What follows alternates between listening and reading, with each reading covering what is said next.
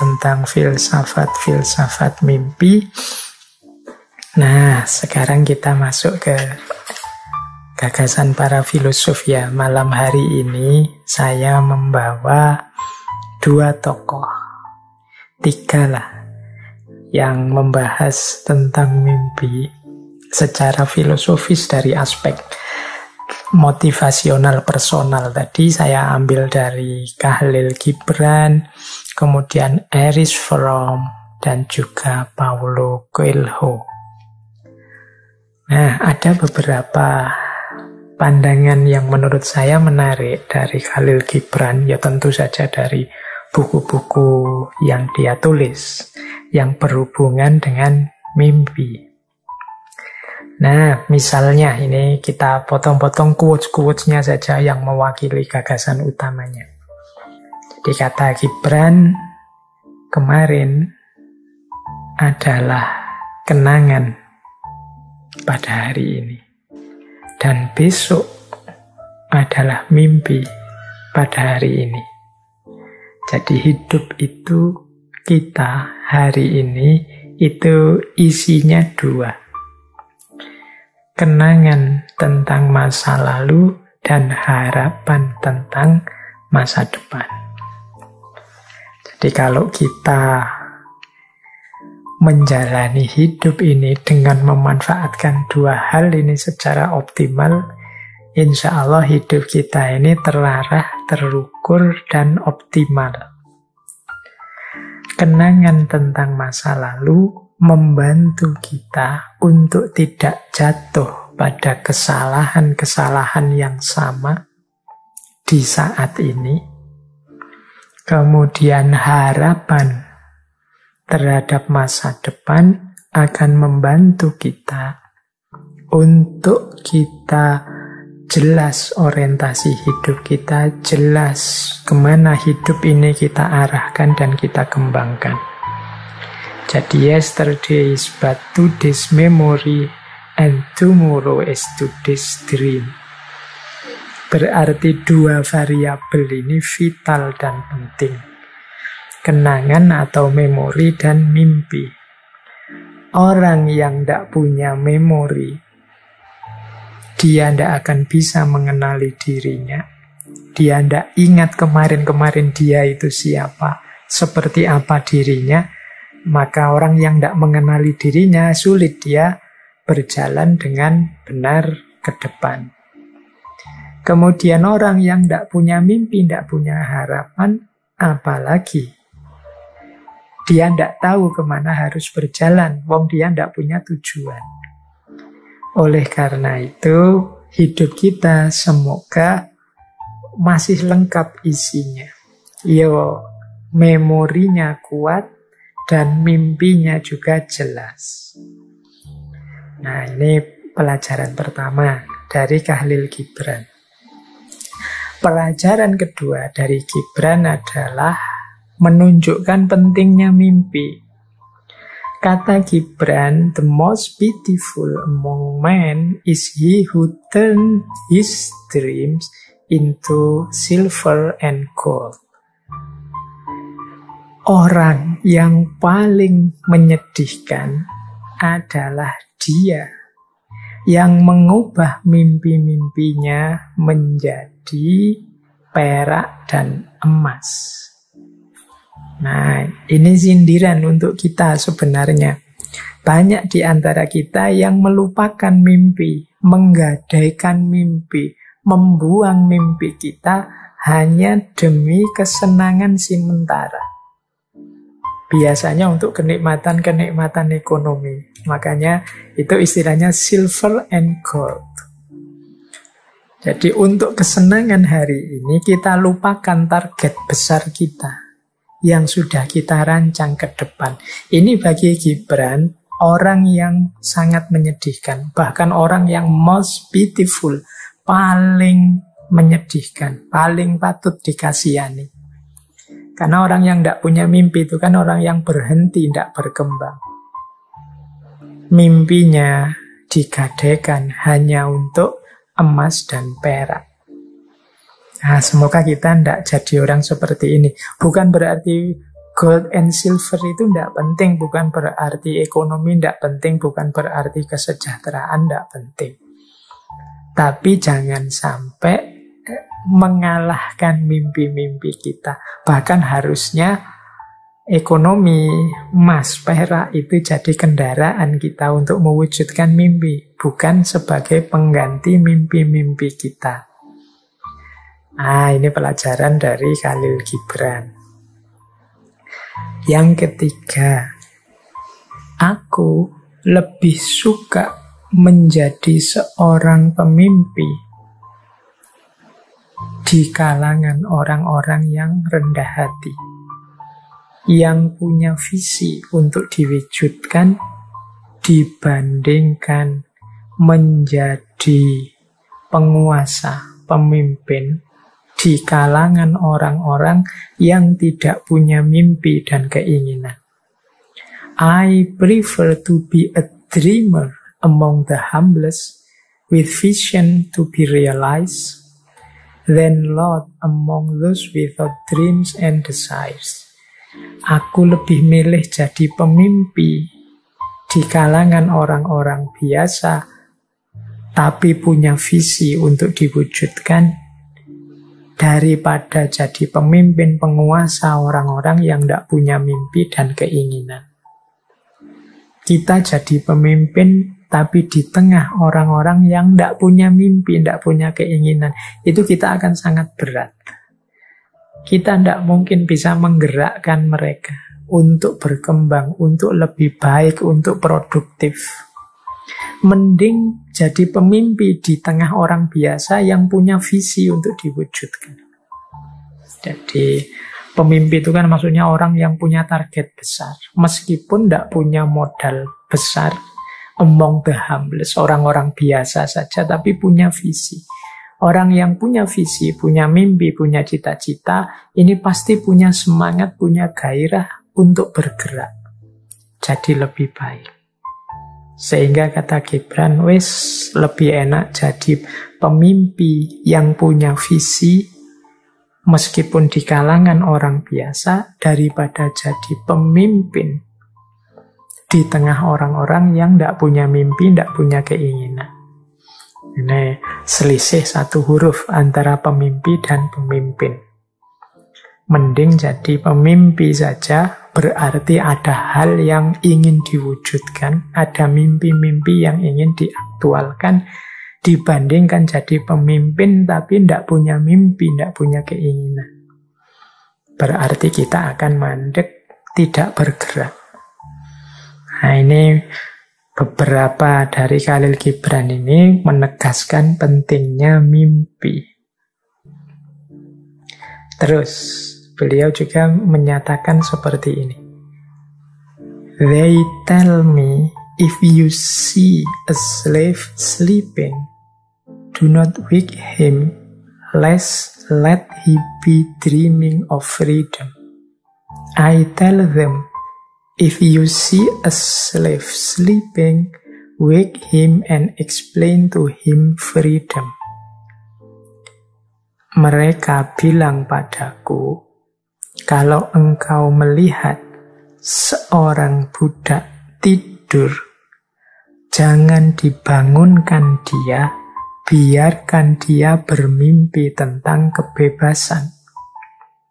Aku bilang pada mereka, kalau engkau melihat seorang budak tidur, bangunkan dia dan jelaskan padanya tentang kebebasan.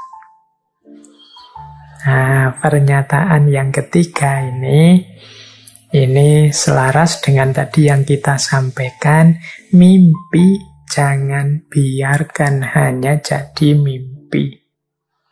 Dia harus diupayakan, diwujudkan. Jadi ini kan ada drama yang dibuat oleh Gibran. Jadi orang-orang bilang padaku, kalau melihat seorang budak kok tidur, biarkan budak tidur ini, biarkan dia mimpi tentang kebebasan. Karena kasihan, dalam hidupnya yang nyata dia tidak bebas. Kata Gibran malah sebaliknya, bangunkan dia. Kalau engkau lihat budak yang tidur, bangunkan dia dan jelaskan padanya tentang kebebasan. Biar dia bergerak, berjuang untuk mencari kebebasan. Karena apa gunanya mimpi yang berhenti hanya jadi mimpi? Mimpi harus diwujudkan dengan upaya-upaya agar menjadi nyata. Nah, ini quotes dari Khalil Gibran. Dia juga menyatakan begini, "He who pass not his days in the realm of dreams is the slave of the days." Ia yang tidak melalui hari-harinya dalam realitas mimpi, dia menjadi budak bagi hari-harinya.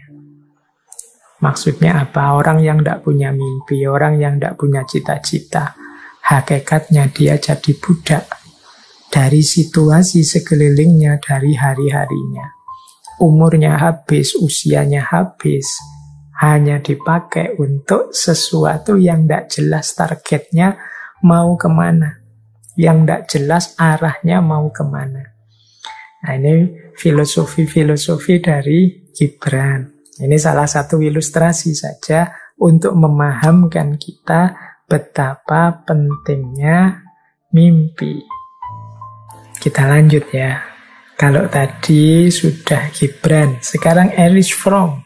Nah, ini tokoh filosof psikoanalis kita yang sering kita pakai teori-teorinya, khususnya ketika membahas tentang cinta. Kata Erich Fromm begini, "A dream is a microscope through which we look at the hidden occurrences in our soul." Mimpi adalah mikroskop yang melaluinya kita melihat peristiwa-peristiwa dalam jiwa kita yang tersembunyi. Jadi Erich Fromm ini kan termasuk alirannya psikoanalisis. Meskipun beliau mengkritisi beberapa gagasannya Sigmund Freud. Tapi beliau juga menyatakan bahwa mimpi itu adalah seperti mikroskop. Dia menggambarkan isi jiwa kita yang tersembunyi. Mimpi menunjukkan aslinya kita yang seperti apa. Nah, ini mimpi yang bukan motivasional tadi ya, mimpi yang kita alami saat tidur tadi. Nah, Erich Fromm juga bilang begini, "Both dreams and myth are important communication from ourselves to ourselves." Jadi kata Erich Fromm, baik mimpi maupun mitos-mitos itu sebenarnya jalan komunikasi dari diri kita kepada diri kita. If we do not understand the language in which they are written, we miss a great deal of what we know and tell ourselves in those hours when we are not busy manipulating the outside world. Kalau kita tidak paham bahasanya, in which yang tertulis di dalamnya, kita akan melewatkan hal penting yang besar yang harusnya kita tahu tentang diri kita, yang terlewatkan ketika kita sibuk memanipulasi dunia di luar diri kita. Jadi mimpi itu adalah gambaran isi jiwa kita, dan melalui mimpi sebenarnya jiwa kita ingin menyampaikan sesuatu kepada kita. Kalau kita cuek, tidak mau memahami apa sih yang ingin disampaikan, ya kemungkinan kita melewatkan banyak hal yang harusnya kita pahami tentang diri kita. Ini masih berhubungan dengan mimpi dari perspektif psikoanalis tadi. Jadi versinya Erich Fromm, mimpi itu intinya penting bagi kita untuk memahami gambaran mental jiwa kita. Memahami apa yang kita inginkan, apa rahasia-rahasia diri kita, memahami diri kita seutuhnya. Jadi kalau Khalil Gibran tadi banyak menjelaskan mimpi dari aspek motivasional personal, kalau Erich Fromm menjelaskan mimpi dari aspek psikologisnya. Saya tambah satu lagi dari tadi ya, Paulo Coelho. Dia bilang begini, remember your dreams and fight for them. Ingat-ingatlah mimpi-mimpimu dan berjuanglah untuk mimpi-mimpi itu. You must know what you want from life. Engkau harus tahu apa yang engkau inginkan dalam hidupmu. There is just one thing that makes your dreams become impossible. The fear of failure. Jadi hanya ada satu hal yang membuat mimpimu tidak mungkin, yaitu ketakutanmu sendiri akan kegagalan. Jadi kita hidup harus punya mimpi dan berjuang mewujudkan mimpi itu. Pasti berhasil. Karena yang menggagalkan mimpi kita itu hanya satu, yaitu apa? Ketakutan kita sendiri akan kegagalan. Karena kita takut gagal, biasanya terus kita tidak berani bermimpi. Baik, itu beberapa perspektif filosofis tentang mimpi selain yang saya jelaskan di awal-awal tadi. Terakhir, masih ada waktulah kurang lebih 15 menit. Kita ambil beberapa tips ya. Ini lagi-lagi tips motivasional untuk kita bisa bermimpi yang benar dan mewujudkan mimpi yang benar. Jadi ini semacam rangkuman tadi dari berbagai uraian yang saya sampaikan di depan. Ini hal-hal konkret apa yang kita lakukan kemudian sehubungan dengan mimpi dalam rangka kita membentuk diri kita secara positif. Yang pertama, pasti dan tentu saja kita harus punya mimpi. Kita harus berani menentukan apa yang kita inginkan. Kita harus berani bermimpi besar. Kita harus punya target yang besar. Ini yang pertama ini. Kalau mimpi saja tidak berani, ya nanti tidak ada gunanya penjelasan ke belakang ini. Jadi mari menetapkan target tujuan untuk mewujudkan mimpi-mimpi. Mari kita mulai sekarang untuk menghindari distraksi-distraksi yang menjauhkan kita dari mimpi. Orang yang punya mimpi itu kan ibaratnya orang yang jelas target hidupnya. Berarti dia tahu nanti dia mau kemana, tujuannya apa. Nah, tahap selanjutnya yang pasti menghindar dari apapun yang membuat kita terdistraksi, membuat kita melenceng dari jalur mewujudkan tujuan tadi. Ini yang pertama. Jadi, ayo bermimpi, mari menetapkan tujuan, dan pelan-pelan mari menghindar dari apapun yang menjauhkan kita dari tujuan. Menghindari distraksi ini agak saya tekankan karena hari ini banyak sekali hal yang bisa mendistraksi kita. Khususnya karena aktivitas-aktivitas kita yang hari ini sebagian besar di dunia maya. Keramaian hidup kita sebagian besar kan di ranah online, media sosial, dunia maya. Itu kita ketemu banyak sekali distraksi-distraksi sehingga tenaga, waktu, fokus hidup kita sering tersita di situ. Sehingga kita terpalingkan dari mimpi-mimpi kita. Jadi yang pertama itu. Yang kedua, Untuk mewujudkan mimpi-mimpi itu tentu saja harus kita punya rasa percaya diri. Kalau kita tidak yakin mimpi kita bisa terwujud, kalau kita tidak yakin bisa mencapai tujuan, ya pasti tidak bisa terwujud mimpi-mimpi kita. Tidak bisa sampai kita ke tujuan kita. Kita harus percaya bahwa kita mampu, kita bisa. Seperti di dulu waktu kita membahas bulan lalu, bahas self-love itu, ayo memanfaatkan antara lain self-talk yang positif. Jadi kita bicara dengan diri kita tapi secara positif. Mengapa begitu? Ini loh, jadi saya kemarin membaca itu. Jadi setiap orang itu rata-rata dalam sehari itu berpikir, kalau dihitung itu sekitar 50.000 kali.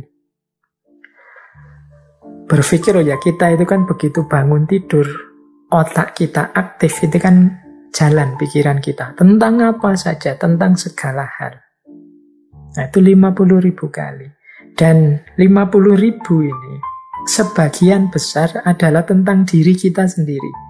Tentang diri kita itu, aku mau makan, aku mau tidur, aku mau istirahat sebentar, mana HP-ku, mana laptopku, dan lain sebagainya.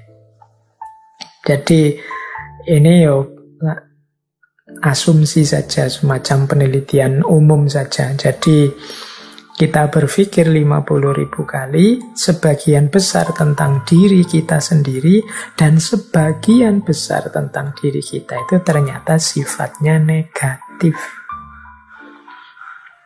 Jadi jarang diam-diam kita memberikan atau memikirkan diri kita secara positif. Selalu saja yang kita pikirkan masalah kita, problem kita, tugas yang belum kita lakukan, tanggung jawab yang belum tertunaikan, kekeliruan-kekeliruan kita kemarin, dan lain sebagainya. Selalu tentang kurang-kurangnya diri kita. Akibatnya apa? Ya otak kita terpengaruh dengan itu.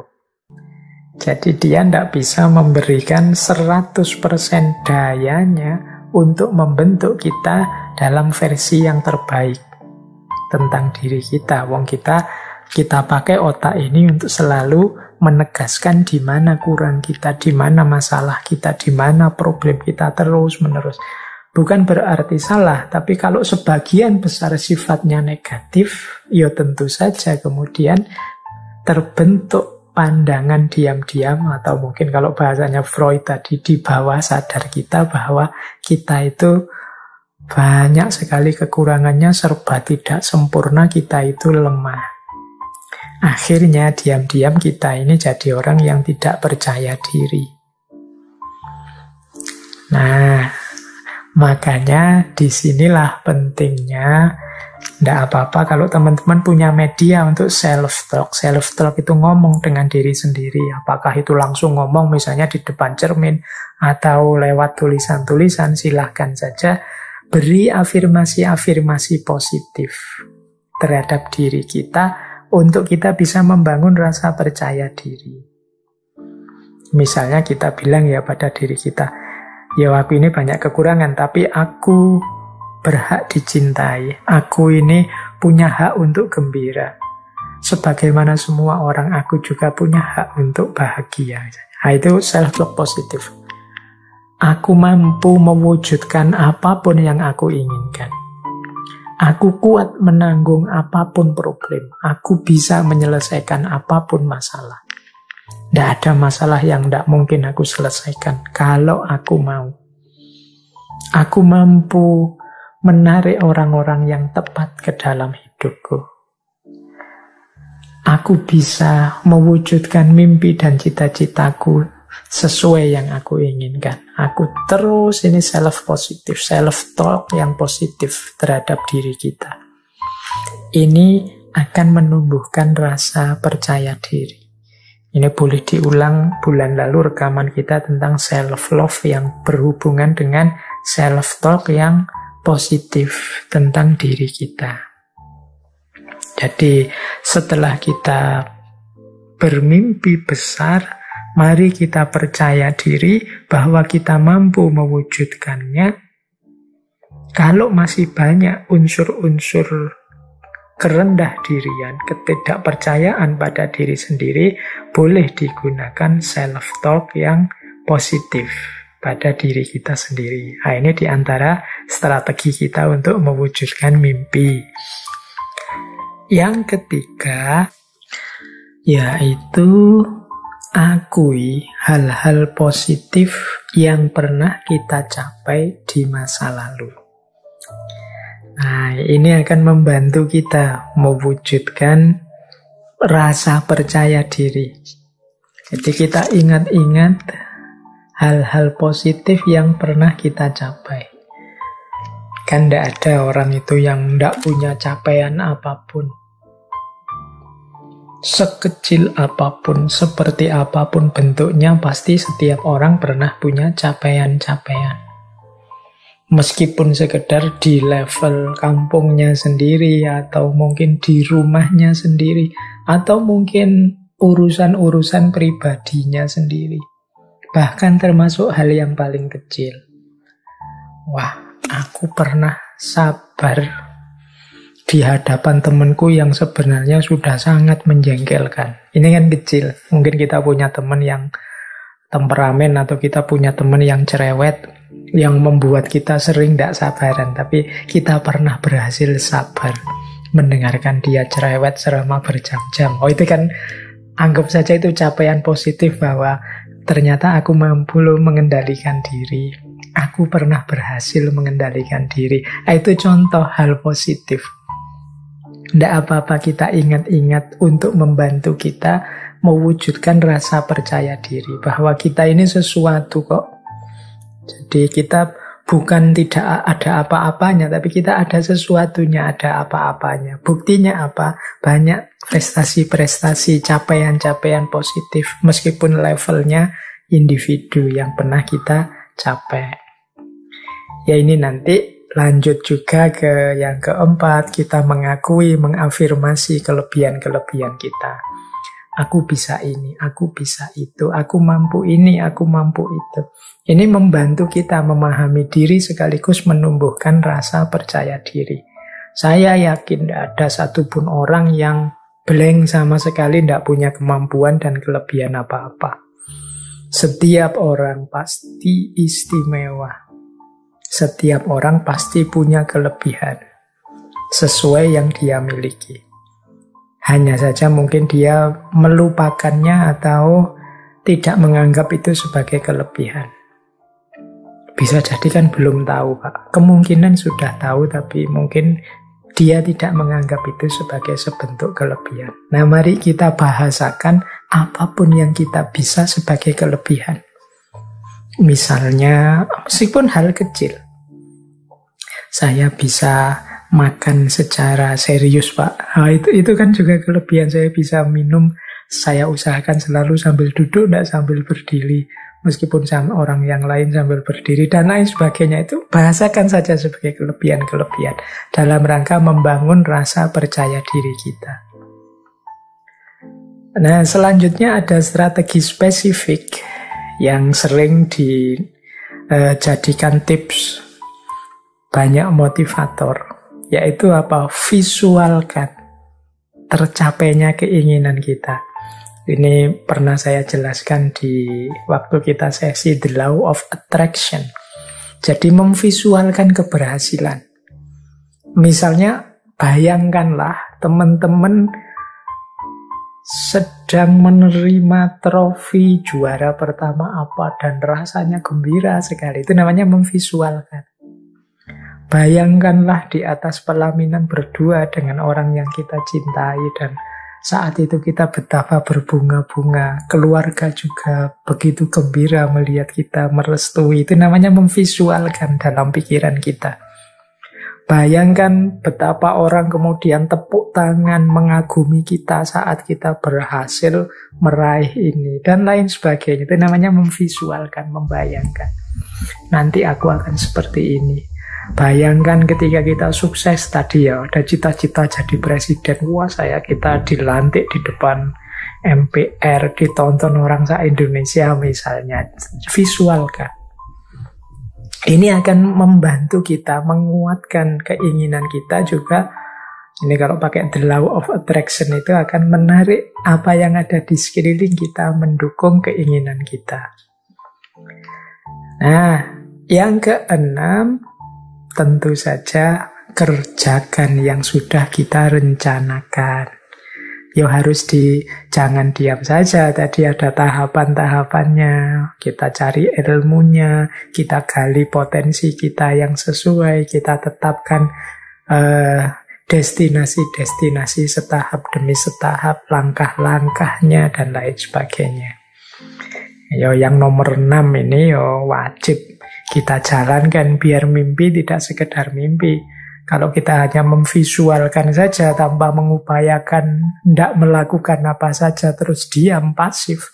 Kita mengakui kelebihan kita, terus diam saja. Mimpi tetap akan jadi mimpi. Tidak berperan sebagai orientasi dan tujuan. Maka harus kita jalankan, ada upayanya. Yang ketujuh, kita harus terbuka kalau ada kritik dan masukan yang baik, yang produktif dari orang lain. Terbuka itu bukan berarti masukannya orang lain pasti diterima. Tapi monggo kalau ada orang mengomentari kita, mengkritik kita, nanti kita menyesuaikan. Ini cocok enggak, sesuai enggak dengan target dan keinginanku. Jangan jadi orang yang tertutup. Karena kita juga manusia yang terbatas, kadang-kadang yang kita anggap baik, kita anggap excellent, ternyata dalam pandangannya orang lain yang mungkin luput kita lihat, mereka lebih tahu sisi-sisi lemahnya. Nah, itu pentingnya kita untuk selalu terbuka masukan dan kritik dari orang lain. Yang kedelapan, jangan pernah menyerah terhadap mimpi kita. Mungkin banyak kesulitan, mungkin banyak hal-hal yang mendistraksi kita, mungkin banyak masukan-masukan yang membuat kita down. Tapi jangan pernah menyerah. Boleh teman-teman mengambil pelajaran dari banyak tokoh besar dunia siapapun, atau idola-idola teman-teman siapapun yang begitu tekun, begitu pantang menyerah apapun kesulitan hidupnya. Tapi jangan pernah menyerah atas mimpimu. Kalau kata Khalil Gibran tadi kan, jangan mau menukar mimpimu dengan emas dan perak. Yang kesembilan, kalau nanti sukses, syukuri dan rayakan. Jangan dianggap sepi, jangan dianggap biasa. Biar nanti lebih semangat lagi. Wah, ternyata segembira ini sukses. Itu terus berarti ayo target lagi ya. Itu loh ke depannya. Biar lebih semangat. Kalau sudah sukses kok santai saja, ya sudahlah, sudah berhasil sekarang, ya wis. Itu kurang heboh. Kalau kurang heboh mungkin untuk cita-cita selanjutnya kita tidak terlalu semangat lagi.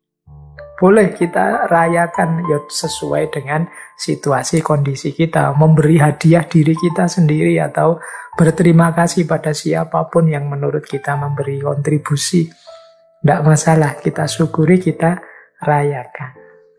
Dan yang terakhir, tentu saja ketika mimpi-mimpi kita tercapai, terwujud, orientasi hidup kita semoga tidak hanya kesenangan, kenyamanan kita sendiri, tapi juga berbagi manfaat, berbagi maslahat kepada sesama atas capaian atau kesuksesan tersebut. Jadi jangan mengejar senang sendiri, sukses sendiri, berhasil sendiri, tapi juga selanjutnya berpikir apa yang bisa diberikan untuk sesama. Oke,